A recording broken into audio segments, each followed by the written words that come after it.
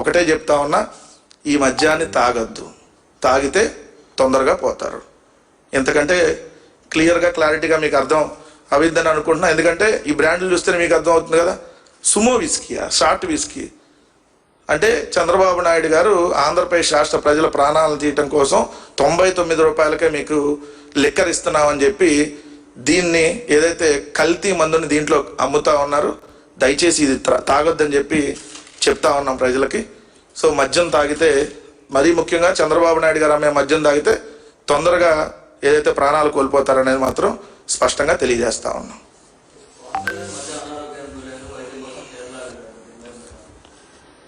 జ్వరం వచ్చిందా అంటే మామూలుగా అయితే అందరికీ జ్వరం వస్తుంది.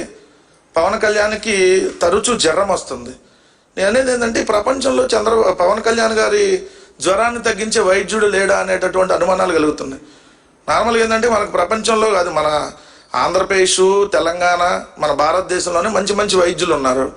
మరి పవన్ కళ్యాణ్ గారికి తరచూ జ్వరం ఎందుకు వస్తుందో, ఆ జ్వరానికి మరి మందు ఏంటో, ఆ మందు కనిపెట్టలేనటువంటి డాక్టర్లు ఉండటం ఏంటో అసలు ఇక్కడ అది అంతుపట్టినటువంటి విషయం.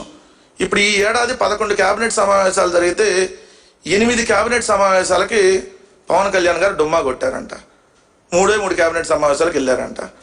మరి ఆయన కేబినెట్ సమావేశాలు జరుగుతుంటే హైదరాబాద్లో పెళ్లికి వెళ్తాడు. మరి జ్వరం వస్తే పెళ్లి కట్టి వెళ్ళాడు. కేబినెట్ సమావేశంలో కూర్చోవటమే కదా, పెళ్లిలో వెళ్ళాలని నిలబడాలి కదా. ఇక్కడ కూర్చొని వెళ్ళలేనటువంటి పరిస్థితి అంతా జ్వరం ఏంటి అంటే ఇప్పుడు ప్యాకేజీ పెంచడం కోసం అప్పుడప్పుడు వస్తున్నటువంటి జ్వరమేమో అని చెప్పి ఈరోజు ప్రజలు కూడా అనుమానపడతా ఉన్నారు.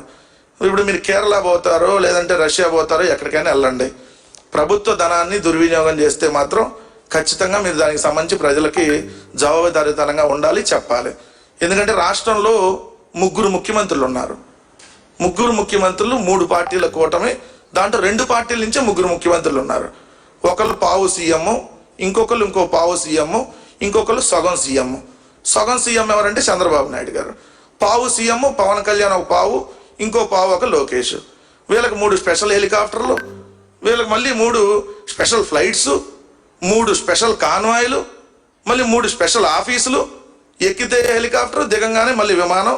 వీళ్ళ పని 3 పువ్వులు 6 కాయలుగా ఉంది.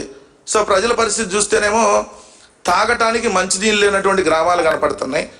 ఆడపిల్లలు స్కూల్ హాస్టల్స్లో బాత్రూంలోకి వెళ్దామంటే నీళ్లు లేనటువంటి పరిస్థితుల్లో ఏదైతే వాళ్ళు బకెట్లు పట్టుకొని క్యూలో నిలబడాల్సినటువంటి పరిస్థితి.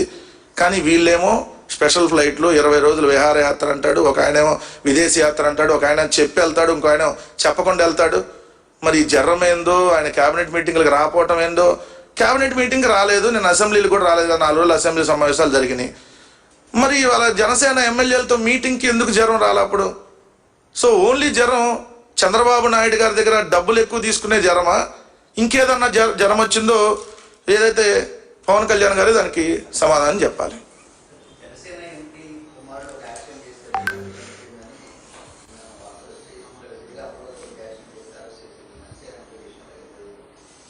ఏమైతే తెలంగాణ గవర్నమెంట్, ఆంధ్రప్రదేశ్ గవర్నమెంట్ ఇద్దరు ఒక ఏదో గురు శిష్యులే కదా.